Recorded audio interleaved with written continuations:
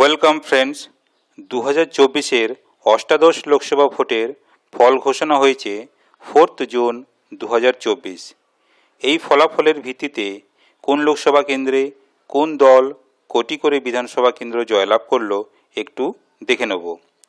আজকে আমরা যে লোকসভা কেন্দ্র নিয়ে আলোচনা করব সেটি হলো কৃষ্ণনগর লোকসভা কেন্দ্র। এই লোকসভা কেন্দ্রে জয়লাভ করেছে টিএমসি প্রার্থী মহামৈত্র, তার নিকটতম প্রতিদ্বন্দ্বী বিজেপি প্রার্থী অমৃতা রয়।